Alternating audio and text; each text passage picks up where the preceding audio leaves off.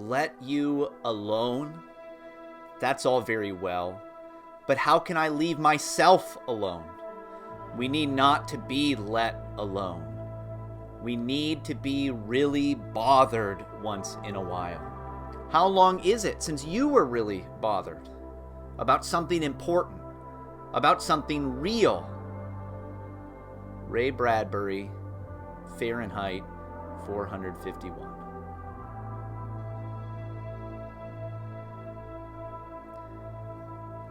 When was the last time you had a healthy emotional reaction to something real in your life?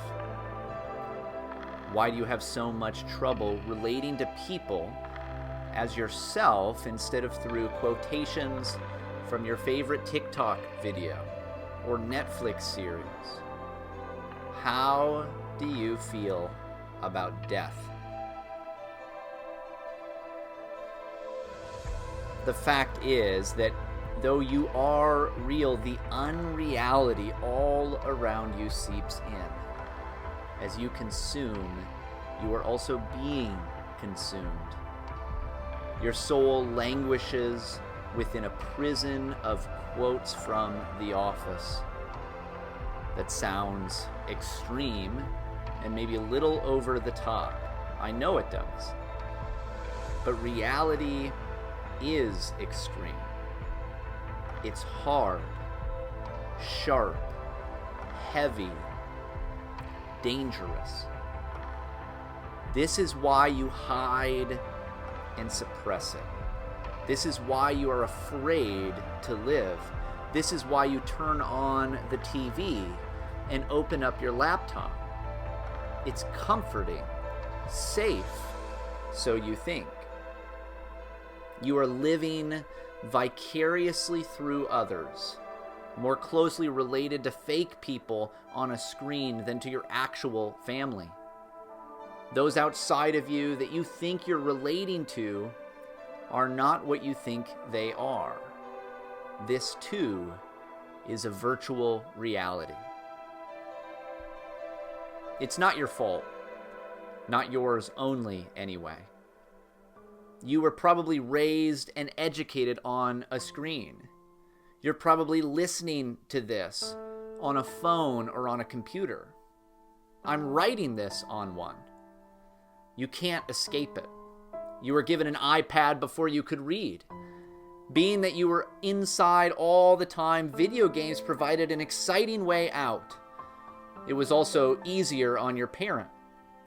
That was less time they had to give to you and more time they could give to the quote-unquote reality TV that they wanted to watch. Instead of sitting around a dinner table laughing, singing, praying, feasting together, you grew up around a TV. You relate to others through the medium you were raised in. When you try to get to know someone, you go to a movie. You share your favorite quotes. You share things you have watched, but nothing that you've thought for yourself. People don't talk about anything. Oh, they must. No, not anything. They name a lot of cars or clothes or swimming pools mostly and say how swell. But they all say the same things, and nobody says anything different from anyone else. What is interesting about you? That you can do the same dances as everyone else? That you listen to a podcast that millions of others do?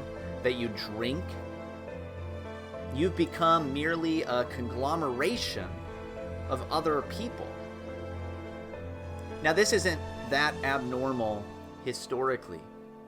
There are few examples of actually original people. The authentic you is almost always just you being like your mom or dad. It's you looking and acting like family. But the family we most resemble today is not flesh and blood family. That's the big difference. Our fathers and mothers are on screens, and we've never met them. Our heroes are people that have entire marketing teams curating their image. Our role models are characters we play on a video game. This has a leveling effect. We're moving toward the perfect egalitarianism, and you are a guinea pig in the project. All will be the same.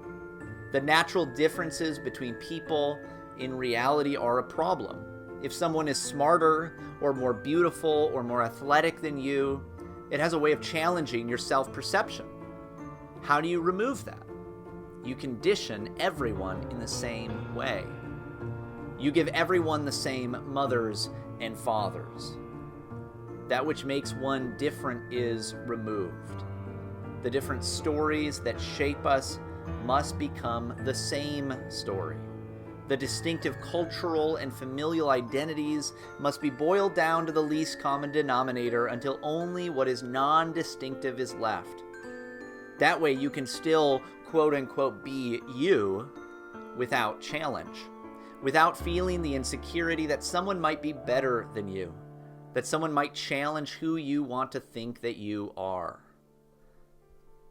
Each man the image of every other. Then all are happy, for there are no mountains to make them cower, to judge themselves against. It's comforting to take out your phone because you've spent more time with it than other people.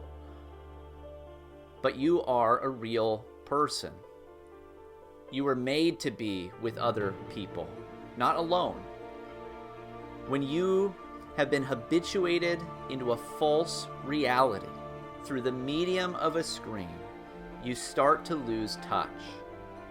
Reality becomes something you can twist with the right lights and makeup. With enough money and power, you can shape things into what you want them to be. But eventually, reality catches up. The people in your life are not the way you want them to be, and you can't simply change channels. You can move away from everyone else, cut ties and run, but you're still your father's son. Nothing that you will ever do can change that. That doesn't mean you don't try. And no matter where you go, you still find more people, real people, that don't always fit into your carefully constructed ideal. As our lives move to the ethereal and virtual, away from community with flesh and blood people, it takes religion with it. Maybe you don't see yourself as religious. You don't go to church and don't know what you think of God. But that isn't exactly what I'm talking about. Religious practice has become less about something you do in reality and more about how and what to virtue signal in a virtual world. You declare whether or not you're righteous in the online world. Social media disconnects you from real people and their real lives and allows you to cultivate a particular image. But how do you best express that you are a good person? It can only be known if you're expressing the right opinions, so that everyone can see that you support good thing, whatever good thing is, and you're against bad thing, whatever bad thing is. Outrage culture online is simply a new kind of pseudo-religious zeal. Twitter mobs are a way to recreate an inquisition. You get to sit in judgment upon others, condemning them, and in the process, you're reestablishing a kind of moral purpose. You're making known your moral superiority. You're showing off your righteousness. Morality is one of the walls, those boundary markers within reality, that postmodern relativists think they can move at will. But you can't totally remove them. Some code of ethics will always exist because you're a real person in a real world that exists outside of you. You have to conform to something. What can be done is a twisting of what is to better suit you. But twisting is not the same thing as destroying. You can't remove your conscience, though you can distort or suppress what it's saying. So you may still feel shame and guilt, but it becomes easier to justify how you live if you can look at someone else and call them out.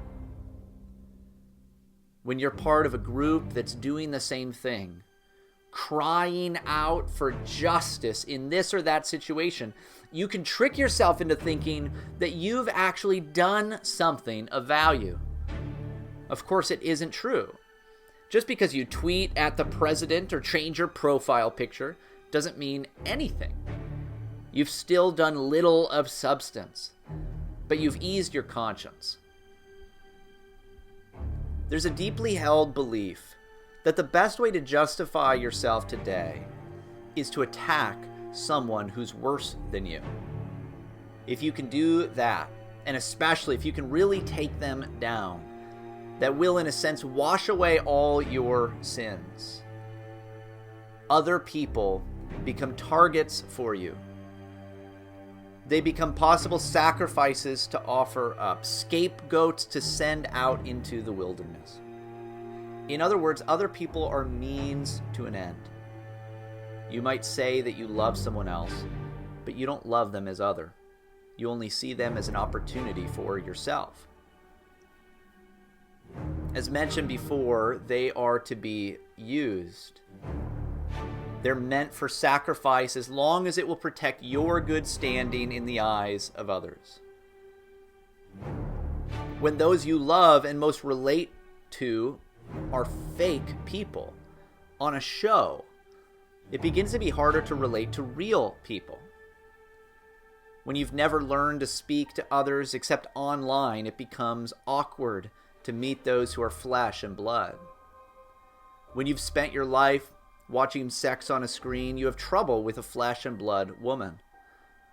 You have to Netflix and chill because your real partner has to be with you all the time. You cry at the season finale of your favorite series, but you're emotionally stunted when your father is on his deathbed. And he remembered thinking then that if she died, he was certain he wouldn't cry. For it would be the dying of an unknown, a street face, a newspaper image. And it was suddenly so very wrong that he had begun to cry, not at death, but at the thought of not crying at death. A silly, empty man near a silly, empty woman, while the hungry snake made her still more empty. This vicarious living and loving that leaves you without life and without love is not completely new, but it is particularly powerful today. It is everywhere around you. You cannot completely remove yourself from it, but you can learn from those that have gone before you. St. Augustine speaks of a similar virtual reality that he encountered at the theater. How he would go in order to see those who mirrored his life experience, things that he was unwilling to face himself in reality. He found emotional catharsis in someone else facing challenges or grieving. Does that sound familiar? He says that some might feel mercy toward the plight of those on a stage. But he says, how real is the mercy evoked by fictional dramas? To feel compassion, sorrow, grief, hope, fear, love, desire, joy, for or toward a character on a screen or on a stage is often just emotional masturbation. You're still all alone, but you can convince yourself that you're not. You still have not had a real human encounter, but you can convince yourself that you have. Even today, Augustine says, I'm not devoid of merciful sensibility. But at that time it was different. I rejoiced with loves on the stage who took sinful pleasure in one another, even though their adventures were only imaginary, and part of a dramatic presentation. And when they lost each other, I grieved with them, ostensibly merciful. Yet in both instances, I found pleasure in my emotions. Have you ever asked what this is doing to you? Stories can be of tremendous value. Stories are what the author N.D. Wilson calls soul food. But what happens when the food we eat is without nutritional value? When it's plastic? It looks good, but there's nothing but air inside. When your body doesn't get what it needs from the food you're eating, it starts to eat itself. And in a way, that's what has been happening to your soul. You aren't being filled with the real love and connection that you need. Even worse is that you don't want to be filled in the way that you really need to be. You pass up the garden produce for the Doritos. You don't want real connection, real relationship. Why not? Because it's frightening, horrifying even. Because you'll have to be exposed. Because you'll have to come out into the light. And darkness hates the light. So now do you see why books are hated and feared? They show the pores in the face of life. The comfortable people want only wax moon faces, poreless, hairless, expressionless. We're living in a time when flowers are trying to live on flowers instead of growing on good rain and black loam. Even fireworks, for all their prettiness, come from the chemistry of the earth. Yet somehow we think we can grow feeding on flowers and fireworks without completing the cycle back to reality.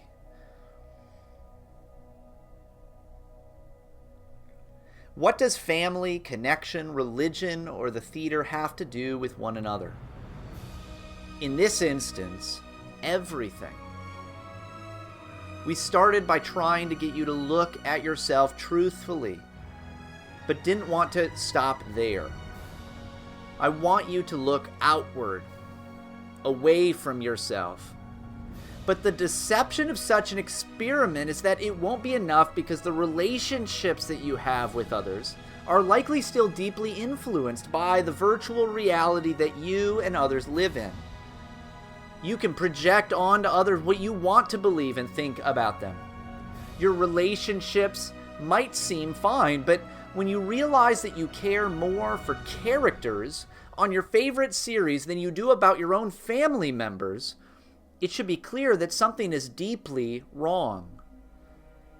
You might pretend that everything is okay, as if your real family being online is okay, but it isn't. You need to be bothered by this. You need to stop pretending that everything is normal. It's far from normal. You might think that it's natural to find a sense of moral superiority by attacking someone else online, but it isn't. This isn't true religion.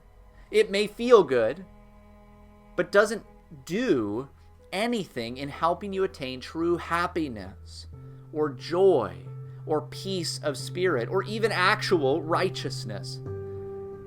It doesn't bind you together with other people. You're not truly united to anyone else. You're just another face in a mob which, if given the chances, would turn on you in an instant. You can convince yourself that you're connecting with someone else when you're sleeping with them, but more often than not, you're still just using them for your own pleasure. You're not sexually connecting with someone else, but getting off by using them. Sometimes even using them in this way is unattainable because you've been so acclimated to the self-focused virtual world. You're with a flesh and blood woman, but you're impotent. Or you sleep with a man thinking that you'll finally feel close to someone, but you walk away feeling more hollow and more alone than you did beforehand? How could being with someone else make you feel more alone? Because in a certain sense, you were never really with anyone else at all. They still aren't real for you. You are like a ghost haunting your own life, trying to convince yourself that you're still alive. The pleasure of a sexual encounter derives not only from physical gratification, but also from the demonstration to oneself that despite one's own ghostliness, one is, for a moment at least, a sexual being. Amazing. Indeed, the most amazing of all the creatures of the cosmos, a ghost with an erection. Walker Percy, Lost in the Cosmos. I'm not trying to condemn you. I know you're likely thinking of all kinds of objections at this point, trying to nuance what it is that I'm telling you. But you need to hear this. If you want to get out, if you want to see things as they are, you must first repent. That's why I'm hammering on the self-centeredness, the narcissism, the hiding and covering, the loneliness. Babel must fall. To do that, you have to understand what you are using to insulate yourself from the truth. How are you fleeing the wrath that you know is after you? Primarily, you're doing it through distraction. You see your guilt in the eyes of others, your ugliness in the mirror, so you need an escape. That's what various media can provide for you, whether it be through a video game, streaming, shows, movies, or even cultivating a particular following online. All of these can and are used to cover up the way things really are, the way you really are. One of the clearest ways to see that something is wrong is through the eyes of another. Other people, made in the image of God, can help us see that something isn't what it should be. This is why, as you bend inward on yourself, you have to isolate yourself more and more. You have to cut others off, and you have to replace others with apparitions. They can't be real flesh and blood people because flesh and blood people upset the balance you're trying to create in your virtual reality. They break the fourth wall, so to speak. They upset you, reveal you. They bother you. They can't be controlled like they should be if they were characters in your story. They make it clear that you are not the author. Hiding within various media also allows a particular kind of itch to be scratched. You get to experience without experiencing. You get the sensation without risk, or at least you thought so. But even here you find risk. The risk of atrophy, the risk of losing muscle mass, losing the ability to relate. You disassociate. Fleeing God, you have fled life itself. Fleeing the author of your story, you have fallen into the void of non-being. Seeking to save your life, you have lost it. You are running to that outer darkness, that endless emptiness where nothing fills. It was simply that when I listened to such doleful tales being told, they enabled me superficially to scrape away at my itching self, with the result that these raking nails raised an inflamed swelling and drew stinking discharge from a festering wound. Was that life I led any life at all? Oh, my God.